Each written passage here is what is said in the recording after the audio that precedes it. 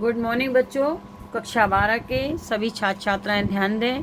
मैं आपकी विषय अध्यापिका श्रीमती मंजू गुप्ता आपको आपके हिंदी पुस्तक के गद्य खंड का राष्ट्र का स्वरूप नामक पाठ पढ़ा रहे थे, जिसका तीसरा महत्वपूर्ण तत्व संस्कृति है।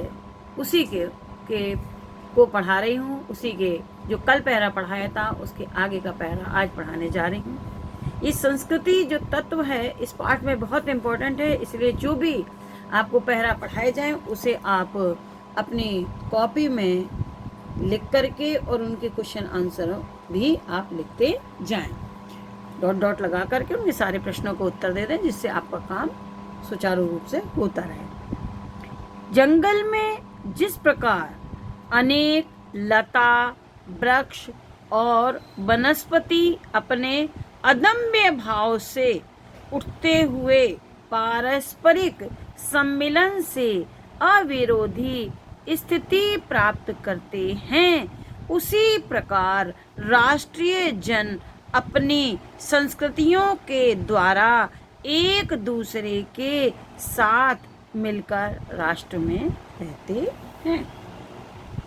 लेखक कहता है, जिस प्रकार जंगल में अनेक प्रकार की लताएं, वृक्ष, वनस्पतियां अपने अदम्य भाव को भूलकर मेल जोल की भावना से आगे बढ़ते हैं, वृक्षों के संग लताएं लिपटी रहती हैं, उन्हें सहारा प्राप्त करती हैं और उनकी वृद्धि में सहायक बनती हैं। जंगल में घास फूस, लता, तिनका सभी पारस्परिक मेल जोल से रहते हैं। उसी प्रकार से प्रत्येक देश में पृथक पृथक संस्कृतियां भी होती हैं और वे समस्त संस्कृतियां अपना अस्तित्व पारस्परिक मेल जोल और एकता की भावना पर निर्भर करती हुई आगे की ओर विकसित होते हैं। यदि किसी भी राष्ट्र की विभिन्न संस्कृतियां जंगल, सागर जैसी सौहार्दपूर्ण तथा अविरोधी स्थिति प्राप्त कर लें, तो उस राष्ट्र के नागरिक सुखी जीवन व्यतीत करने में सक्षम हो सकते हैं। जैसे जंगल में लताएं, वृक्ष, वनस्पतियां आपस में बिना विरोध के एक दूसरे से साथ मिलकर एक जंगल का निर्माण करते हैं, रहते हैं। लताएं वृक्ष के संग लिपटी रहती हैं, तिनके एक दूसरे के साथ जुड़े हुए रहते हैं। उसी प्रकार राष्ट्र में की विभिन्न संस्कृतियां भी आपस में मिलजुल कर एक राष्ट्र में रहते हैं। और जिस राष्ट्र में जंगल और सागर की तरह मेल जोल करके राष्ट्र के नागरिक रहते हैं, उस राष्ट्र के नागरिक सदैव सुखी रहते हैं।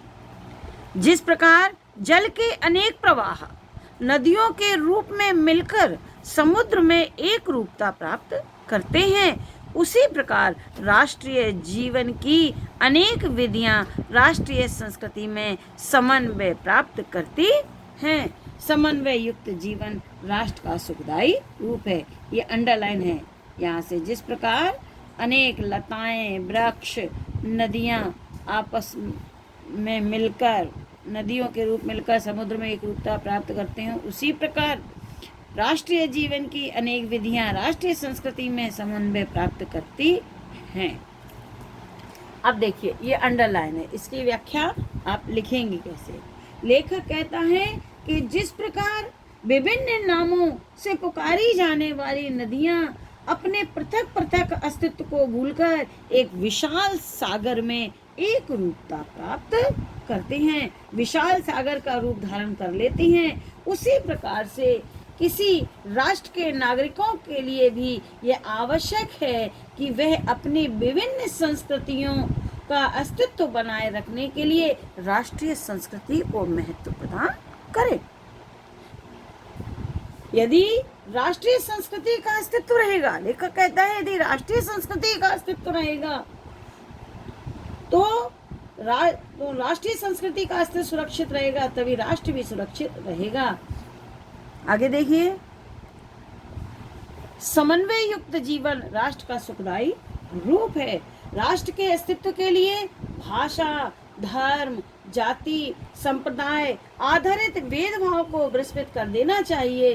पारस्परिक प्रेम, विविधता में एकता की भावना का परिचय देना चाहिए। इसी प्रकार की समन्वय की भावना के परिणाम स्वरूप किसी राष्ट्र के नागरिक सुखदायी जीवन व्यतीत करने में सफल होते हैं। समन्वय युक्त जीवन ही राष्ट्र का सुखदायी है। कब होगा?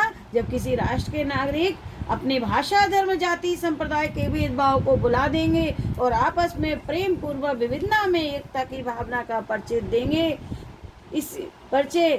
और उन्हें परिचय देना भी चाहिए उस राष्ट्र के नागरिकों को। इसी प्रकार समन्वय की भावना के परिणाम स्वरूप राष्ट्र के नागरिक सुखद जीवन को व्यतीत करने में सफल हो सकते हैं। बच्चों, इस पैराग्राफ से कुछ क्वेश्चन है जिसको आपको करना है। वो क्वेश्चन इस प्रकार है।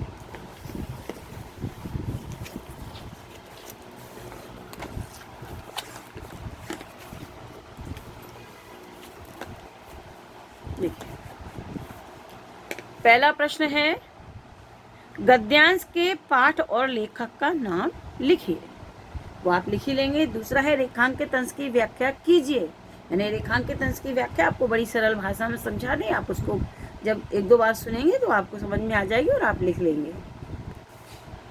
प्रश्न है अगला, जंगल में लता, वृक्ष और वनस्पतियां किस अदम्य भाव के कारण अविरोधी स्थिति प्राप्त करते हैं? उत्तर में लिखेंगे कि जंगल में लता, वृक्ष, वनस्पतियां अपने अदम्य भाव से उठते हुए पारस्परिक सम्मिलन अर्थात पारस्परिक मेल जोल एवं एकता की भावना से अविरोधी स्थिति प्राप्त करते हैं। किस अदम्य भाव से? पारस्परिक मेल जोल और एकता की भावना से अविरोधी स्थिति प्राप्त करते हैं। अगला प्रश्न है, राष्ट्र के जन किसके द्वारा एक दूसरे के साथ मिलकर राष्ट्र में रहते हैं? उत्तर लिखेंगे, राष्ट्र के जन अपनी संस्कृतियों के द्वारा एक दूसरे के साथ मिलकर राष्ट्र में रहते हैं।